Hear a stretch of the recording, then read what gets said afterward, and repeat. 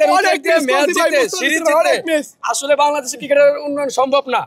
এই ধরনের উইকেট থেকে বেরিয়ে আসতে হবে, সিলেট চট্টগ্রামের মতো একটা ফ্ল্যাট উইকেট তৈরি করতে হবে, নয়তোবা আমরা বিগত সময় যেগুলো দেখেছি বহির্বিশ্ব যখন যাচ্ছেন ভালো টুর্নামেন্ট খেলতে যাচ্ছেন আপনারা এক ম্যাচও জিততে পারতেছেন না, সর্বোচ্চ 1-2 ম্যাচ জিতে বাকি ম্যাচগুলো আপনি হেরে আসতেছেন এবং দর্শকদেরকে আবারও হতাশায় ফেলে যাচ্ছেন।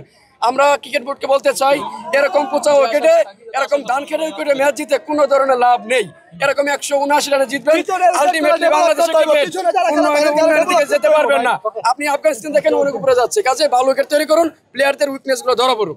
সুম্মু বিগত 5 বছরের মধ্যে একটা ভালো ম্যাচ করছে, আসলে ওর কাছে আমরা এটাই প্রাপ্তি ছিলাম, বুঝছেন। সুম্মুর জন্য অনেক অনেক শুভকামনা।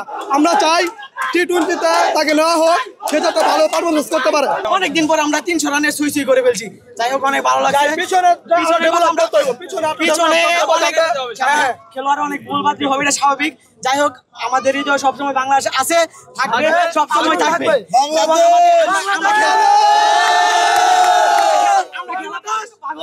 আমরা সব সময় খেলার প্রতি আগ্রহ দেখাবো এবং খেলার পিছনে থাকবো। আমরা চাই বাংলাদেশ এগিয়ে যাবে।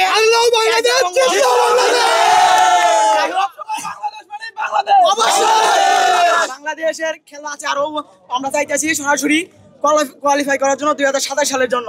আমরা চাইতেছি বাছাই পর্ব টাইটার করে খেলবো না, আমরা চাইতেছি ওয়ানডে বিশ্বকাপ সরাসরি খেলবো। বাংলাদেশ টিম এমনভাবেই এর চেয়ে ভালোভাবে জিতে, আর আমাদের যে এই ওপেনিং ব্যাটসম্যান আজকে যে খেলা দেখিয়েছে, তা আমি খুবই আনন্দিত যে তারা এত ভালো খেলেছে। বাংলাদেশ বাংলাদেশ বাংলাদেশ বাংলাদেশ বাংলাদেশ বাংলাদেশ বাংলাদেশ বাংলাদেশ